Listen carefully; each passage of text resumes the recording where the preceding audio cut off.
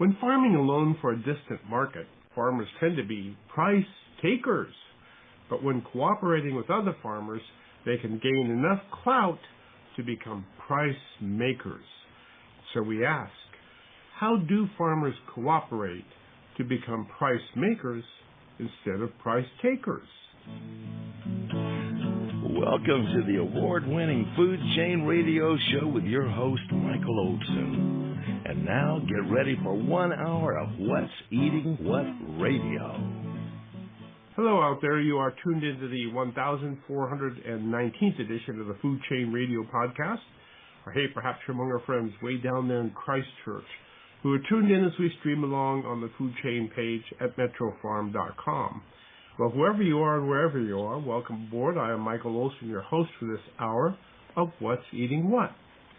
Folks, my first MetroFarm speaking engagement was a 3-day seminar for family-sized dairy farmers up there in Drummondville, Quebec. The farmers are facing a fundamental change to their dairy industry, which was then being funded via government subsidies, but that would soon be forced to compete in the open market of the North American Free Trade Agreement against the industrial giants in the U.S. The organizer of the event, which took place in the snow white of the winter up there, wanted me to help the farmers find a way to survive this fundamental change in how their business was being conducted. After listening to their fears of having to compete without support from government subsidies, I suggested they consider establishing a marketing cooperative to differentiate their Quebec milk from the commodity milk of the industrial giants. I said, what you have is not a commodity, it is something that is truly special. But you have to sell the world on how special it is. If you don't, all milk is white, and whoever can produce the most white milk for the least cost will likely win the consumer dollars. That is free trade. Shortly thereafter, I met some folks at a farm conference out in California who were doing what I advised up in Quebec, which was to cooperate with other farmers to gain some clout. They called themselves the Organic Valley Farm Cooperative, and they had something truly special to sell. Recently, I ran across Organic Valley folks at the Natural Products West and learned their co-op now has over 1,800 family dairy farmers with sales over $1 billion per year. So today it's time to ask, how do farmers cooperate to become price makers instead of price takers? And who better to ask than Sabrina Servais, who is a farmer at Hamburg Farm in Stoddard, Wisconsin. Hello, Sabrina. Hi. Welcome to the Food Chain. It's great to be here. Okay, also with us today, we have Elizabeth McMullen, who is the PR Program Manager for Organic Valley Farm Cooperative in Lafarge, Wisconsin. Elizabeth, hello. Hello, how are you? I'm just right, thank you. Well, I look forward to this. Sabrina, let's start with you. Hamburg Hills Farm. You know, you folks in Wisconsin have just come out of winter here not too long ago. Describe what you see when you first turn the cows out into the spring pasture. Yeah, so this is being filmed in June, so we're in the throes of pasture season already, and those first days we let them out, it's just the greenest grass of the year. The cows are running outside. They're so excited to be out. They're running outside. They're bucking. They're kicking. Their back legs are up in the air. They're throwing their head, and they're tossing it in the wind. You got the blue sky that we've been waiting all year for, and the sun's shining, and it's just beautiful and gorgeous out, and it's truly the best time of the year. Do you actually see the cows grin? You know, they can't really smile, but you can just feel the smiling energy coming off of them. Like, they are so excited to be outside. It's just the way they, like, throw their head and the way they stand and they gallop. I don't know if cows technically gallop, but they're galloping through the pastures. Gallivanting might be a better word. Yeah. But they're just ready to be back outside. And happiness is, I guess, it's spring for everybody, right? Yeah. The same way. Good. Hamburg Hills Farm. Tell us a little bit about your farm. Yeah, so I'm third generation on my family's farm. My grandpa bought it back in the 1970s. If you know anything about the driftless region of Wisconsin where I'm located, there's a lot of German settlers, a lot of ridges, and a lot of valleys. And so there's a joke that the Catholics live on the ridges. So my grandpa grew up on a different ridge, and then he relocated to the ridge we are currently on, which is Hamburg Ridge, which is where the farm got its name from. But anyways, he bought the farm in the 70s. My dad decided... Wait a minute. The Catholics live on the ridge? Where do the rest of the people Catholics live on the ridges, and the Lutherans live in the valleys. Okay. My family would have lived in the valleys then. But we all live here together at the end. Good. All right. Good. Anyways, my grandpa bought the farm back in the 70s. He brought with him my grandma and my dad, and he had 3 siblings. My dad is the oldest, and in the 90s, he really decided he wanted to stay on the family farm. So in 94, he also got married, and me and my brother were also born at the end of the 90s. So then in 2002, my dad officially bought out his dad and took over the farm. And at the time, it was my parents, and there were 3 young children. It was me. I have an older brother and a younger brother. And then in 2007, we joined the Organic Valley Cooperative, Crop Cooperative, which is for us local. Although the cooperative is nationwide. International. Us, yes. It was founded in our hometown area. Some of the original founders live on the next ridge top, if you will. Catholics? Catholics. Yeah, but me and my brothers went away to school. I went to UW-Madison, and after 4 years of university, me and my older brother and eventually my little brother all decided to come home and work on the family farm. So my dad is still the primary owner and operator, but me and my brothers are also now stakeholders within the farm. But how did your father manage the farm before joining the co-op? So before we joined the cooperative, we were a conventional dairy farm. There's about, if you do the math, there's 5 years where my dad had just purchased the farm and when we joined the cooperative. And it was very hard. We were smaller at the time, but we were still a decent-sized farm for our area. He had 3 young kids at home. He was working all of the time. Dairy farmer, right? Yeah, we were rewatching VHS tapes from like Easter and Christmas when we were children.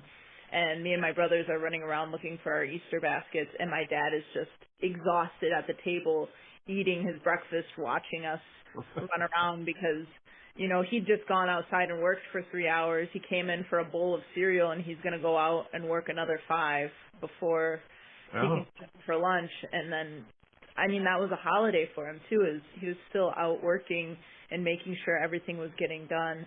And it was a struggle for him to put in so much effort and hope that he would get something in return for doing what he loved. Wow. Well, having been around dairy farms, I know that when there's work to be done, you have to do the work, and that's as simple as that. So how did he sell his products before joining the co-op? So previously, we were with Foremost Farms, which is another, sorry, I'm going to ask Liz, is that a brand or is it's not a cooperative? Yeah, we were not with a cooperative at the time. We were with Foremost Farms, who's a producer, so they buy our milk from us and sell it out to other brands. Typically in Wisconsin, they're a Wisconsin-based company, I believe. But that's just, they'd kind of shopped around for, I think my grandpa was in a couple co-ops in like the 80s and the 90s. We'd shipped with another brand called Golden Guernsey, even though we don't have Guernsey cows. Milk is white. Yep. But then leading up to when we eventually switched to organic, and while my dad was running the farm, we were at Foremost Farms. So this is a big transition for you. Not only did you look to start in a new co-op, you were starting in a new way of being a farmer. Yeah. And that must have been, were you part of that transition too? So I was 7 years old when we went through the transition. So at this point, I was feeding calves milk replacer every morning and at night, and I was helping Dad pour the then colorful corn into the corn planter, and things here and there. And sure. Things that all farm kids do. Yeah, and when we went to the transition, suddenly we weren't feeding milk replacement to our calves. Milk replacer is basically like the milk powder that give to. I mean, a lot of people use it in humans too, but we use it for the calves. Like the colostrum. Yep. Well, colostrum a little different, but yeah, we were giving them store-bought bags of milk. But when we switched to organic, we had to start using the milk from our cows to feed our calves. So we'd always have to save a couple gallons for every morning feeding and every evening feeding, specifically for our babies. Additionally, I just learned to ride my bike, and we were letting cows out to pasture. So me and my brothers would be biking up and down the hills every day after school, bringing cows in from pasture. And it was just it was such a big change, but because we were children growing up, it was just that was what our childhood became, this transition to organic. It was just the way, as we were growing and changing and becoming who we are, so was our farm. Okay. And you made the change. Yeah. With a lot of sweat and tears and everything, you made the change. Mm-hmm. My mom tells the story. My mom didn't work on the farm full time, but she cashed her pension to help us get through that transition so that we would have enough money to make the full change, because there's 3 years where you're putting in organic input, but you're not getting organic output, if you will. And that's just the transition period, and it's very difficult for people to get through. So that was one of the ways my mom tried to lessen the blow of the financial shift from being a conventional farm to an organic farm. And that's often what farmers must do these days. There's often a off-farm job that helps the farmers survive, and it's what happens quite frequently. Good. Yeah. I will say my mom has recently retired, though. She is a part-time grandma now. Oh, good. Part-time farmhand, if you will. She does a lot of the bookkeeping for us, and she's very, very good at it. She runs a very tight ship. Very important to run a tight ship, too, because expenses can quickly get out of hand and you find yourself in big trouble. Oh, yeah. Well, good. Okay, so today, ladies and gentlemen, we're taking a look at how farmers cooperate to gain a little clout in the market. If you're a sole farmer farming for a distant market, you actually become a price taker. You have to take what the market says it will pay you. But if you can cooperate and gain some economies of scale, you can actually develop some strength. And with that strength, you can go into the market and say, this is what I want you to pay me. And if you can do that, your chances of survival are much greater. And so today we're talking about the strength that farmers can gain by joining a cooperative with the Organic Valley Cooperative. And we will be right back after these messages with our crew, and we're going to have a good time. Stay tuned. Let's go back for more of What's Eating What on the Food Chain with Michael Olson. We are back, and we're way out in the middle of Wisconsin, talking with Sabrina Servais. And also in the background, we have Elizabeth McMullen, and we're talking about the Organic Valley Farm Cooperative, which I first met quite some time ago at a little farm conference in California. And the people I met with were really excited because they were putting together a cooperative of organic farmers, which just then was becoming quite the scene. And today, 1,800 farmers working together to gain some clout for themselves in the marketplace. And you've done a great job of that. And you participate in the co-op activities as well, Sabrina? Yes, I try to be very involved in every opportunity the cooperative offers to me. Okay. You were an intern with the cooperative, Elizabeth says. How did you become an intern with the cooperative? So when I went to school, I went to UW-Madison. I studied dairy science and life sciences communications with a certificate in ag business management. And as part of going through college, you need internship credits. So when I finally sat down to start applying to internships, it was like October of 2020, I said Organic Valley, all or nothing. My family had been with the co-op for some time. I know it's right in the backyard of my home. So it's your team. Yeah. I kind of knew what kind of business I would be getting involved with, but I also knew that the Organic Valley brand, the company part of the cooperative, was at a caliber that I was interested in working for. So I applied for a couple different internship positions, and I eventually got selected for communications intern, which shifted to public relations intern. So I was working with Liz every single day, and it was great. It was a treat. Elizabeth, can you jump in for just a minute? Absolutely. Good.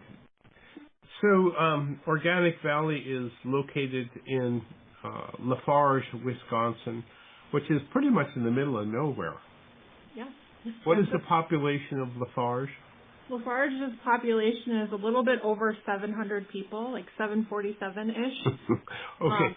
Which is less than the employees we have here, actually. Okay, good. So you pretty much dominate the town of Lafarge, Wisconsin. Why not move a big co-op to a big city? You're halfway between the Twin Cities and Milwaukee. Why not pick a big city? Well, when we started as a co-op in 1988, the 7 farmers that started the co-op were from this area. So one of our founding farmers, George Seaman, George, lived in Lafarge. He was very close to Lafarge, the town. And so they thought it would just be a good place to start the co-op, and they had a meeting at the Viroqua courthouse, and there was standing room only. So they were like, okay, this people are excited. So it made sense. People were excited. We are the dairy state, and it just made sense in 1988, and then we've just stayed here because it's beautiful. The driftless is really gorgeous, especially this time of year, and it's just it's a central point for a lot of our farmers too. So is there something about the rural ethic also that it helps the co-op get along in the world? Oh, absolutely. And then also Viroqua is super close to Lafarge, and if you've ever been to Viroqua, Wisconsin, it's just a bunch of hippies that just want to make the world better. I used to live in Viroqua, so I can say that. And it was just was a lifestyle that everybody was already living, so it made sense. Let's turn to the co-op now. What exactly is a co-op? Let's start with Sabrina. Sabrina, in your eyes, what exactly is a co-op? So, a co-op, coming from my farmer perspective. Perfect. From your background, absolutely. Yeah, and in the connotation in which, or the context of which I oftentimes use it, it's when a group of people come together with a common goal to support themselves. There are tons of co-ops out here that aren't food-based in the way that Organic Valley is. They're farmer co-ops. We buy all of our propane and fuel from a local cooperative. All of our grain and feed that we bring in that we can't produce ourselves is from a different cooperative. There's just so many that we're involved in as farmers that aren't just who we ship our milk to, and they really support these small rural regions across the United States where agriculture is booming. They are huge cornerstones to the community because the communities are all a part of these cooperatives, and in turn these cooperatives support the greater community.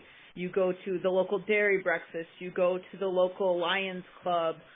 We have our Friends of Chaseburg is my local small town.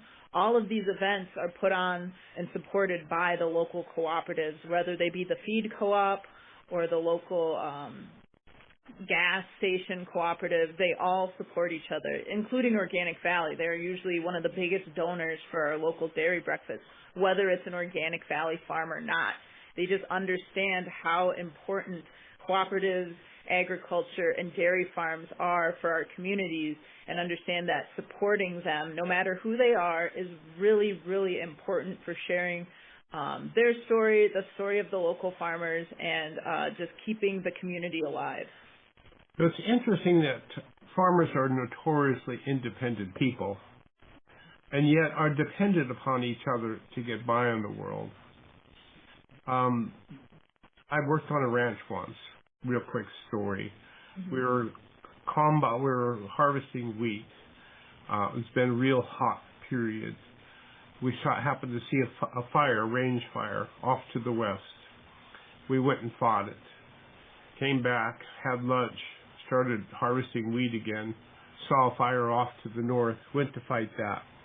Came back, there was a bunch of cars parked on the highway in front of our place. Lo and behold, our combine burned down in the field while we were fighting everybody's fire. Next day, we had about 10 combines show up and harvest the wheat. And it seems to me, the essence of rural cooperation. You're an independent farmer, but you're really dependent on everybody else. Working with each other gives you economic clout, does it not? Yeah, totally. I agree. We are the sum of all of our parts, right? And it's a greater sum when there's more parts. There you go, just like that. Let's turn to Elizabeth. Ask a quick question to Elizabeth. Yeah. Is there a formal agreement that establishes a co-op, and do farmers enter into this agreement by signing a contract? Yes, and there are co-op bylines as well. So one of the bylines that they have is they have to meet yearly to talk about the issues and talk about the year before, and also nominate for the board, which is made of 8 farmers. And they also, obviously, when they join the co-op, they sign a contract. Everything is very so legally binding. Yes, it's definitely still a business. We agree to work together, and if we don't, then you can throw me in jail. Not that terrible, but definitely a legally binding contract. But there's also co-op bylines that they have to follow as well. Good. And the co-ops, as Sabrina was saying, there's a number of different co-ops. What exactly does the Organic Valley Cooperative provide? What benefits does it provide for the farmer members? I'm going to let Sabrina answer this because okay. There's plenty, definitely. Yeah, so we're considered member owners within the co-op because as member owners, we own part of the co-op. In order to get the profits of the co-op, you have to own it. Additionally, so Organic Valley is the brand that is owned by Crop Cooperative. So Crop is Cooley Region Organic Producing Pools. So we're not just dairy. We also have a produce pool that produces vegetables. We have an egg pool that does our poultry products.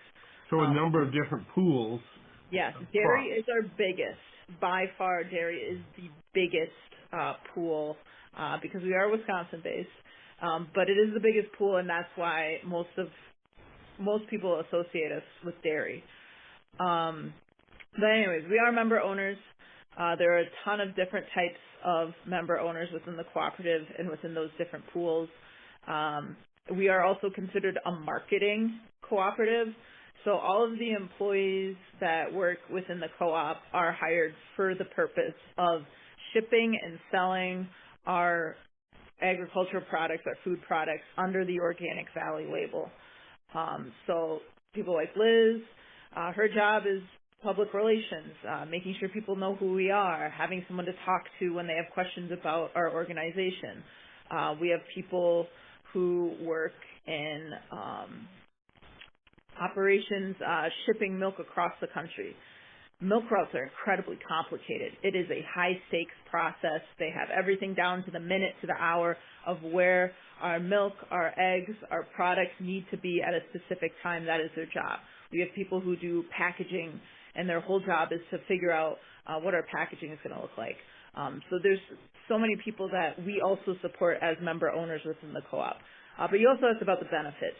So the benefits is we get a stable pay price of milk. All those people we hire in to help with the marketing of things, their job is to ensure that we are selling enough product to maintain a stable pay price for all farmers no matter what they produce for the co-op. That is Organic Valley's number one mission. A stable price. A stable pay price. Their second Now, mission. could you have that? Is it possible to get a stable price without having some kind of market clout? Without having, if you're just a single farmer and you're just taking your product to the city, is it possible to have that kind of clout, to have a stable price? I don't think so. I would say it would be very, very, it is possible, I would think, but it would be very, very difficult. We have power in numbers, we have power in our size, if you will, because, as you have mentioned before, there's over 1,000 different farmers in this cooperative who all have a voice and who all work to support the brand, market. I'm not the only farmer that does podcasts and radio talks. We have farmers all across the country who go out into their communities, into big cities sometimes, and tells the story of Organic Valley. So it's a team effort, and you can cover more ground when you have a team. And you have a steady supply of product too, because if one farmer has trouble, there are other farmers that can fill in, and so from the market's perspective, it's a good deal because you have enough volume and enough stability to keep things going, and the market can therefore rely on you, which gives you clout. I suppose you're right. Gives you clout. Good. So, yeah. Well, what about the problems with being in a co-op? There must be some problems. You know, we're from all different parts of the country, all different walks of life. We have a decent-sized plain community. We have people from the northeast and the northwest are very, very different areas to farm in, for geography reasons to social reasons to just the way the land moves. And one of my favorite lines our past CEO, Jeff Frank, used to say is it's about alignment, not agreement. When we come together and, you know, we come from all different places with all different thoughts and all different farms, all of our farms are so different. There's no two farms that are the same.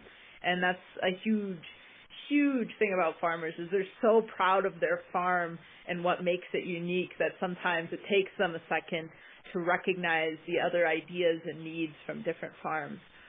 But when we all come together at the annual meeting that Liz was previously talking about, our goals there are always alignment. What is best for the co-op moving forward? If we think, we all think together. But if we fly, boy, do we all fly together. And that's the only way we have to look at it is coming together, finding what is best for us, moving to move forward and following that path to the best of our ability. Sounds like democracy. Yeah. At its best. Yeah. When it gets right down to it. Because if there's one thing city people don't really understand about farms, is that every farm is different. Every farm just is an invention of whoever's doing the farming and how they take all of the inputs and outputs and everything and juggle them in the environment and all of the things that they have to do and make their farm. So they're all different, every single one of them. And yet you all have the same basic objective, which is to survive and keep going. Yep. And so that is the nature of the co-op. Well, we're going to be taking a quick break. When we come back, we're going to talk about how best to participate in a co-op and what it takes to do that. Perhaps pick up the other forms of co-ops as well. This is the Food Chain Radio program. Michael Olson with Sabrina Servais, who is a farmer with Hamburg Hills Farm on the crest, right, on the ridge. On the ridge top. On the ridge top, okay. And also we have Elizabeth McMullen, who is the PR program manager for Organic Valley Farms, and we have you. So do stay tuned. We will be right back after these messages to talk about how farmers can gain some clout in a real tough marketplace. Stay tuned. So much to say, so little time to say it on the Food Chain with Michael Olson. Got milk? Well, I'll bet I know who has milk, and I bet that's the Organic Valley Farm Cooperative. They got milk, and they have a lot of milk, because they have 1,800 farmer members who cooperate to produce milk and dairy products for the Organic Valley label that you can find throughout the United States. It was a regional, started off in Wisconsin, and now you're all over the world. Is that not true, Elizabeth? Correct. Why did you grow so quickly to become a international co-op? What was the secret? That's a really good question. I think the secret is everybody wants to feel bigger than their purpose. And so I think that the farmers that joined the cooperative were really excited about something that really sustained them as farmers, and they could do what they love. And that really says a lot to what our founding farmers talked about, and went to talk to people, talk to farmers around the entire United States and then beyond to see if they wanted to join the cooperative, because when this cooperative started in 1988, it definitely was a concept that, not very many people had heard of yet, and which was an organic. Correct. Organic. That was a major transition in the way we were doing things, from the conventional ways to the organic ways. Like Sabrina said, instead of feeding the calves powdered milk, they had to feed the cows real milk, which is quite a step. Yeah. Mm-hmm. So we're changing the way we produce our dairy products, and hopefully in that change, making our dairy products much more nutritious in many different ways. So being among the first of the organic producers and bringing organic producers together probably helped a lot in a number of different ways. Elizabeth? Yeah, absolutely. And it was the group of farmers that, a lot of the farms that they reached out to and went and knocked on their door were already doing things like this.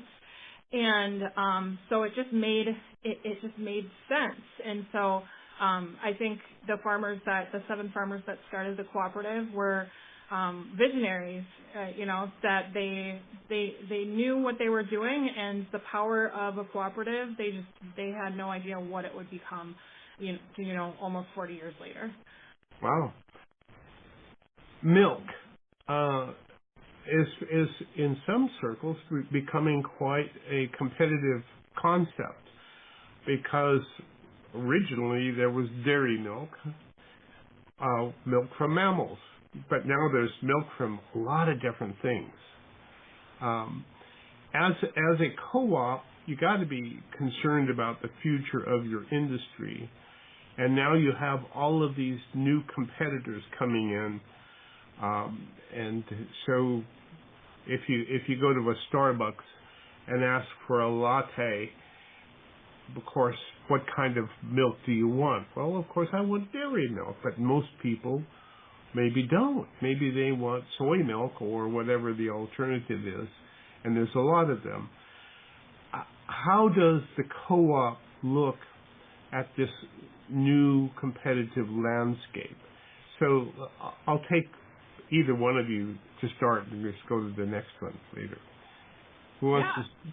Milk is having a moment, and I think that it's quite cool to see that people are really leaning into learning where their food comes from, and they really want full-fat dairy now.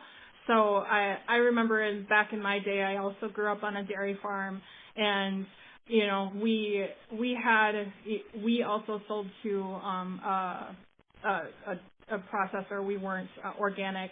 And, you know, everybody was talking about skim back then.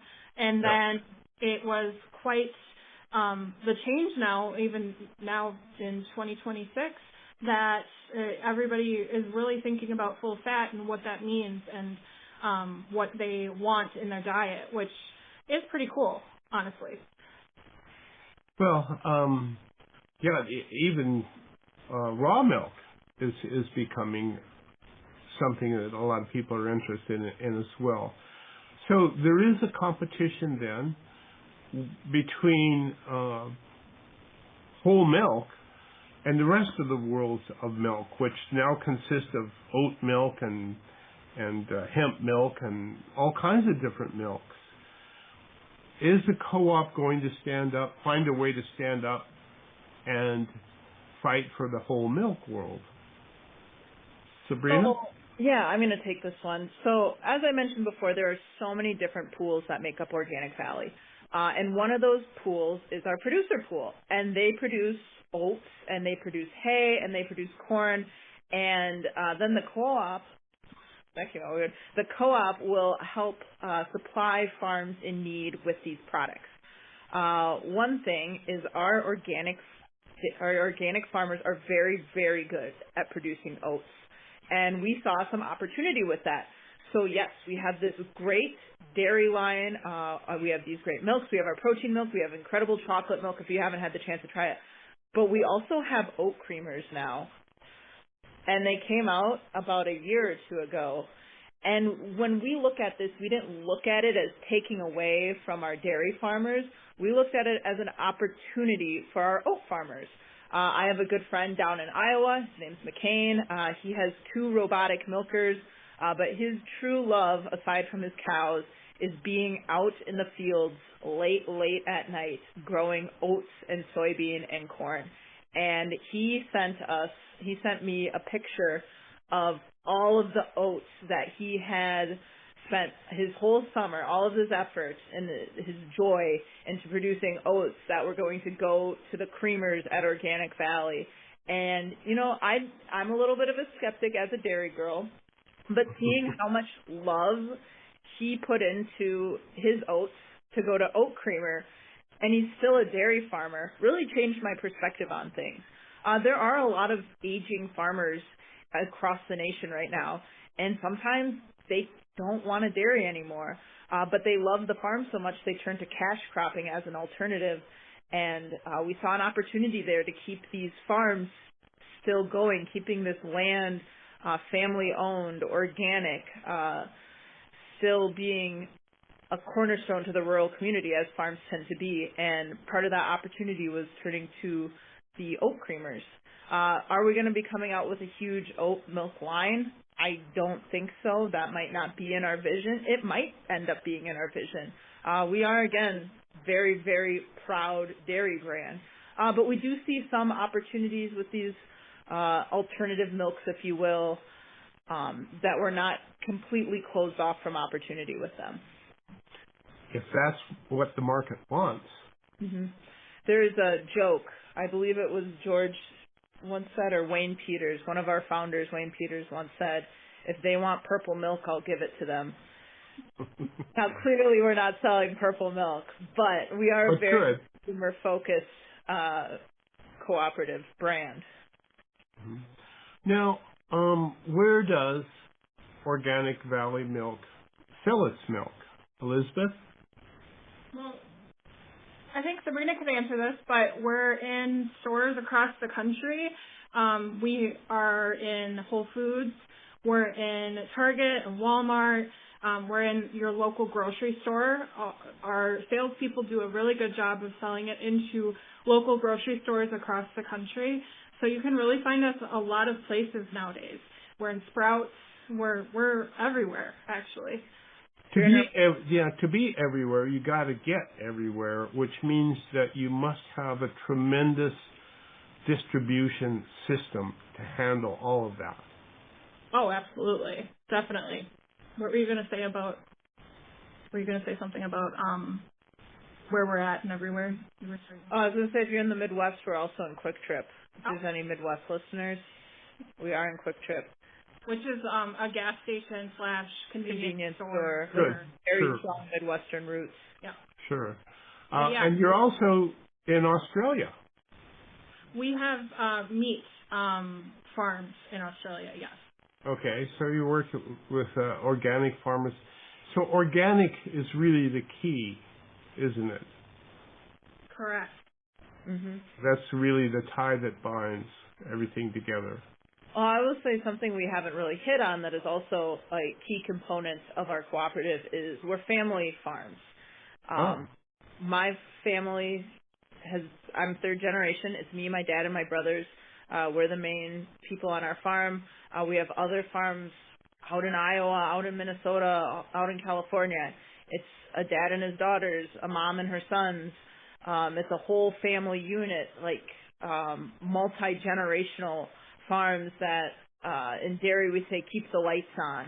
We're keeping the lights on these family farms that otherwise might not have someplace to ship our milk. We're the kind of cooperative where we pull each other up rather than cut us off at the bottom. You know, when you got a fraying rope, rather than cut off the fray, we'll fix it and we'll glue it tight so it continue to work. That's just kind of another mentality that we have here. And I think it's very, very important for the way we operate and the way we make our decisions moving forward. Going back to that mention of community before, the co-op itself is a community. It's a community of family farms that are trying to survive in rural America. And you talk about people coming together for clout. Clout isn't just in the marketplace. It's out in the hills and the fields. Clout, you have these big farms with clout. They want to continue to build upon themselves as well. So it's very, very important to us as a cooperative that we protect farmland in rural America that is still owned by families, multi-generational families. You'll have, there's a farmer here. He's down in Cuba City, Wisconsin. If you ask him about the history of his farm, he tells you about when his family came across the ocean, because that's when his family farm started, was when his family immigrated here. And there's so many stories like that within the co-op of people being on this land for years, understanding how important it is to be stewards of the land and understanding how important it is to protect this land from what may come. Ooh, what may come? Who knows? Who knows? I just caught your Wisconsin accent there. It was perfect. No. Yeah, that was perfect. Well, both of you were raised on dairy farms, right? Yep. So I have a big question for you. I'll start with you, Elizabeth. When you were growing up on a dairy farm, did you ever milk a cow by hand? I did, actually. Yep. You did? And yeah. Sabrina as well? I mean, I haven't fully emptied out the udder by hand, if you will. But I mean, part of the milking process is called stripping out the cow, and it's when you just take the first bits of milk and you do all that by hand. There is no machine to do that for you. To do that, to get it going, yeah. Yep. Well, I was just wondering if you ever experienced filling up a milk pail with milk and then squirting the cap who was there waiting? I have gotten a cat before. When I was little, we were in a retrofit parlor. It used to be a stanchion barn, and then we took out the bottom of it and turned it into a milking parlor, so there was a pit. So the cats could walk up by the cows, and I'd be down in the pit. And if I turned it just right, I could get a little stream for the cats. Because I am a big barn cat girl. I got all my cats named, and I have them all. And the significance of a barn cat in the dairy farm is what? They are the guardians, if you will. They are the, you talk about having a guard dog. My cats know more about what's going on than my dog does. These guys are out in the middle of the night patrolling your fields. You'll be driving down the road 10 o'clock at night, and suddenly you'll see one of your barn cats a mile down the road. They're everywhere. They're on the hunt. You notice when you don't have any cats. There'll be too much other stuff going on in the shadows, but those cats, my cats run a tight ship, just like my mom. They're always working. So one thing I've noticed is that everything and everybody on a family farm has purpose, has a job, has a role to play in the survival of that farm. Fair assessment, you think? Yeah, I will say that. My grandparents haven't worked on my grandma was a school teacher, but my grandpa had the farm before my dad did. And even though he's in his 80s and retired, he still comes out and patrols and brings us donuts on Saturday morning and makes us breakfast burritos when he knows we're going to have a long day, and does whatever he can to help the farm just move. Even though he's not a part of it as much as he used to be, he still wishes the success of the farm. Well, it's been a great hour of News Talk Radio about the Organic Valley Co-op with both of you, Sabrina Servais and Elizabeth McMullen. I want to thank you both for joining me today and telling the world about the importance of co-ops and the significance of farmers working together, because without each other, it just doesn't work. You can't make it work very easily because we need each other. So thank you both, and I needed you to tell the story, and you did. So thank you both very much for joining me. I really appreciate it. Thank you so much for having us. You've been listening to the award-winning Food Chain Radio Show with Michael Olson. And if your friends missed the show, tell them to log on the Food Chain page at MetroFarm.com for a listen. Now, go out and find some food with its farmer's face on it and live.